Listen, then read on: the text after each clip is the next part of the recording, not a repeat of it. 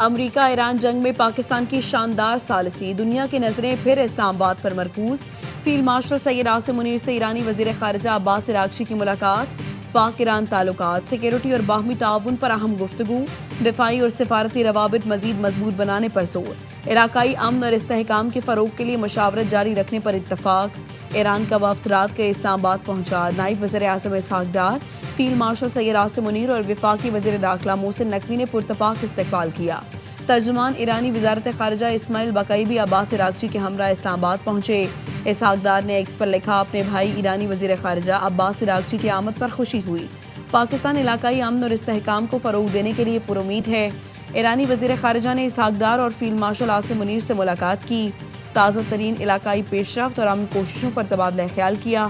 ایرانی وزیر خارجہ عباس عراقچی مسقط اور ماسکو کا بھی دورہ کریں گے۔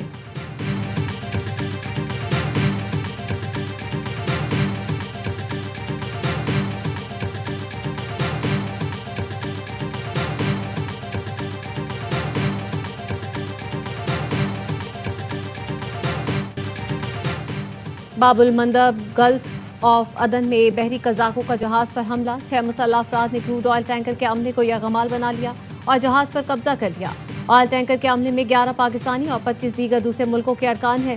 پاکستان نے عملے کی بحفاظت بازیابی کے لیے کوششیں تیز کر دی۔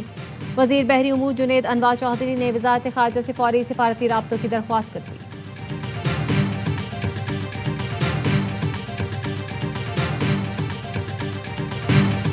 صدر ٹرمپ کے خصوصی ایلچی اسٹیو وٹکاف اور جیرڈ کشنر آج اسلام آباد جا رہے ہیں۔ ترجمان وائٹ ہاؤس نے تصدیق کر دی۔ کیرولائن لیوٹ نے دعویٰ کیا، صدر ٹرمپ کے کہنے پر ایرانی حکام نے خود رابطہ کیا۔ ایرانی حکام نے براہ راست مذاکرات کے لیے کہا، اسی لیے صدر ٹرمپ وفد بھیج رہے ہیں۔ جیری ونس ابھی یہی رہیں گے، صورتحال پر نظر رکھیں گے۔ امید ہے بات چیت نتیجہ خیز ہوگی اور ڈیل کی جانب بڑھے گی۔ مذاکراتی عمل میں صدر ٹرمپ نے اپنی ریڈ لائنز واضح کی ہیں۔ مذاکرات کے عمل میں پاکستان حیرت انگیز ثالث رہا۔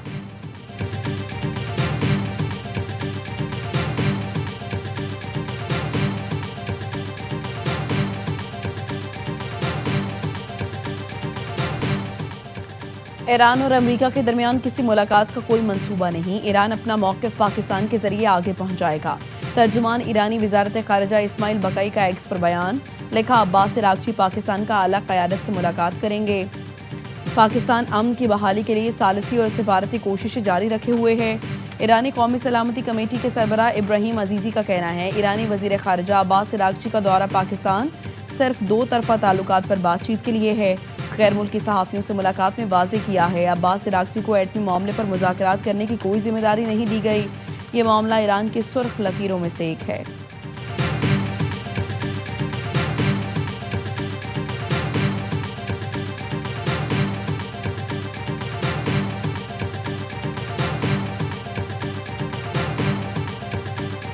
ایران ہم سے بات کرنا چاہ رہا ہے، ہم اب ایران میں ان لوگوں سے بات کر رہے ہیں جو بااختیار ہیں۔ امریکی صدر ٹرمپ کے وائٹ ہاؤس سے گفتگو، کہا ایران کسی معاہدے تک پہنچنے کے لیے مذاکرات کرنا چاہتا ہے۔ ایران امریکی مطالبات کے مطابق پیشکش دینے کا ارادہ رکھتا ہے۔ دیکھتے ہیں ایران کس طرح کی پیشکش لاتا ہے۔ کسی بھی معاہدے میں ایران کے افزودہ یورینیم تک کرنا شامل ہوگا۔ آبنائے ہرمز کے ذریعے تیل کی آمد و رفت کی آزادی دینا بھی شرط ہے۔ جب تک کوئی معاہدہ نہیں ہوتا، ایرانی بندرگاہوں کی ناکہ بندی جاری رہے گی۔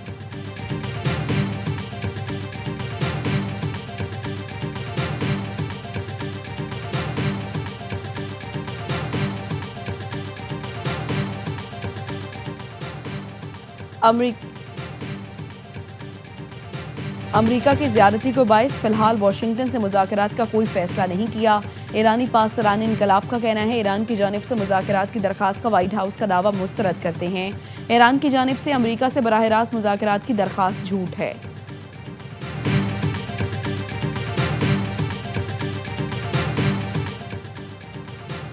مصری وزیر خارجہ بدر عبدالعاطی کا نائب وزیر اعظم اسحاق ڈار سے ٹیلی فونک رابطہ، امریکہ ایران مذاکراتی عمل آگے بڑھانے پر تبادلہ خیال۔ امید ظاہر کی مذاکرات کا دوسرا دور مستحکم جنگ بندی، کشیدگی میں کمی اور تنازع کے خاتمے کی راہ ہموار کرے گا۔ وزیر خارجہ عبدالعاطی نے بحری آمد و رفت کی آزادی اور خلیج ممالک کے سیکیورٹی خدشات دور کرنے کی ضرورت پر زور دیا۔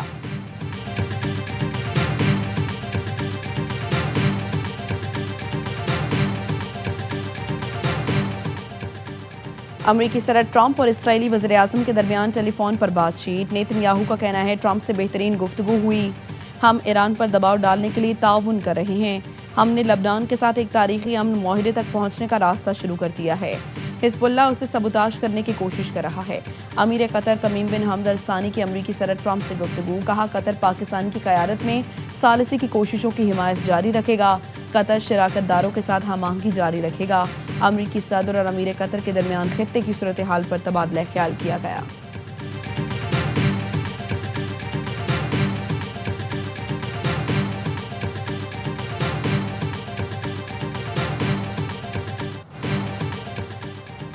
امریکہ توانائی وسائل کے حصول کے لیے دوسرے ممالک پر حملہ کرتا ہے. صرف تیل کے لیے دوسرے ممالک میں فوجداری مداخلت کرتا ہے. ایران اور وینزویلا اس کی مثال ہے. روسی وزیر خارجہ سرگئی لاروف کے امریکی پالیسیوں پر شدید تنقید. کہا امریکہ عالمی توانائی منڈیوں پر غلبہ حاصل کرنے کی پالیسی پر عمل پیرا ہے. واشنگٹن اپنے مفادات کے لیے بغاوت، اغوا اور رہنماؤں کے قتل جیسے طریقے بھی اختیار کرتا ہے. امریکہ کی وجہ سے جس کی لاٹھی اس کی بھینس کا تصور غالب آ رہا ہے. روسی وزیر خارجہ سرگئی لاروف اور متحدہ عرب امارات کے ہم منصب شیخ عبداللہ بن زائد کے درمیان ٹیلی فونک رابطہ. روسی وزارت خارجہ کے مطابق دونوں رہنماؤں نے مشرق وسطی بحران کے حل کے لیے مذاکرات کی بحالی پر زور دیا.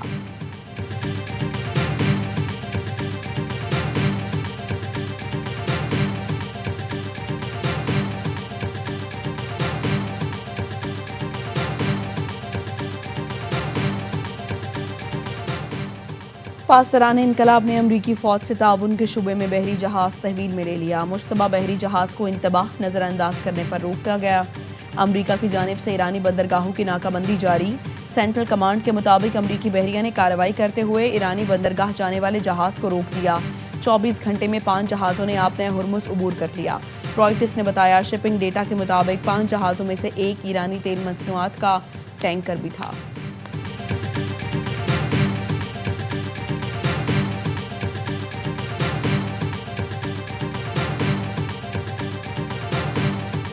امریکی فضائیہ کے درجنوں طیارے مشرق وسطی میں مسلسل سامان پہنچا رہے ہیں. یہ طیارے بغیر کسی تعطل کے مشرق وسطی کے ممالک آ رہے ہیں. روسی میڈیا کے مطابق ایران سے مذاکرات کے دوران امریکہ خاموشی سے اسرائیل میں کئی ری فیولنگ طیارے بھی پہنچا رہا ہے. CNN کے مطابق امریکہ کا تیسرا طیارہ بردار بحری جہاز مشرق وسطی پہنچ گیا. USS George H.W. بش نامی بحری جہاز پر 80 سے زیادہ لڑاکا طیارے اور 5,500 سیلرز موجود ہیں.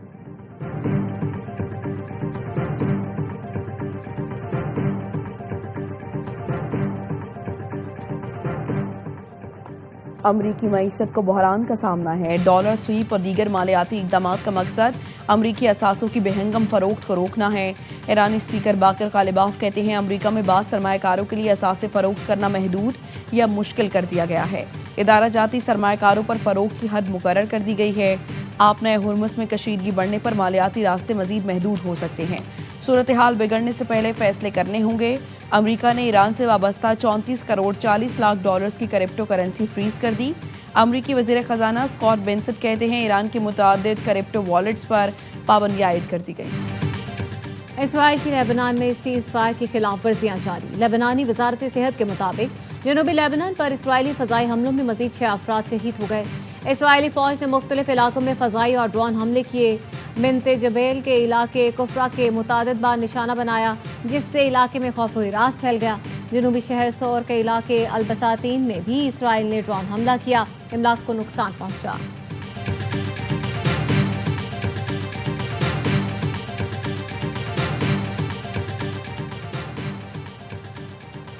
اقوام متحدہ کے سیکرٹری جنرل انطونیو گوتریس کا امن مشن پر اسرائیلی حملوں کو فوری طور پر روکنے کا مطالبہ. ایکس پر جاری بیان میں کہا اسرائیلی ٹینک حملے میں زخمی انڈونیشین اہلکار دم توڑ گیا. امن مشن یونیفل کی پوزیشن کو اسرائیلی ٹینک سے نشانہ بنایا گیا. فرائض کی انجام دہی کے دوران اقوام متحدہ کے اہلکاروں کو نشانہ بنانا کسی صورت قابل قبول نہیں اور اس طرح کے اقدامات بین الاقوامی قوانین کے خلاف ورزی ہیں.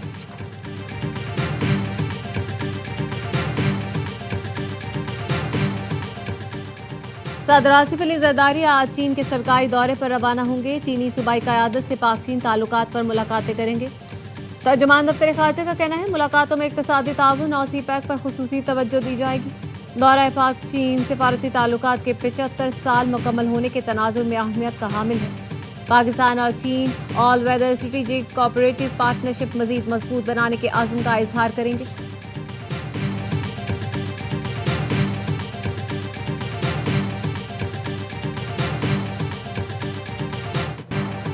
حکومت نے پیٹرول اور ڈیزل مہنگا کر دیا۔ پیٹرول ڈیزل کی قیمت میں 26 روپے 77 پیسے فی لیٹر اضافہ۔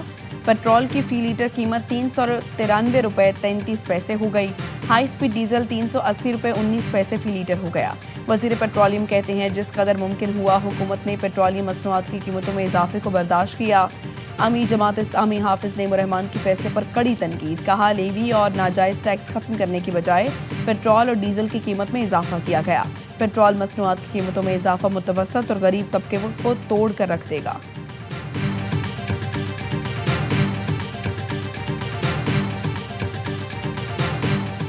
کرکٹ شائقین کے لیے خوشخبری، H P L P S L کا فائنل اسٹیڈیم میں دیکھ سکیں گے۔ وزیر اعظم شہباز شریف نے پی ایس ایل فائنل کے لیے تماشائیوں کو اسٹیڈیم آنے کی اجازت دے دی۔ Chairman P C B Mohsin Naqvi نے ایکس پر لکھا، فرنچائز مالکان کی درخواست پر وزیر اعظم نے فائنل میں فینس کو آنے کی اجازت دی۔ وزیر اعظم کے فیصلے پر ان کا شکر گزار ہوں۔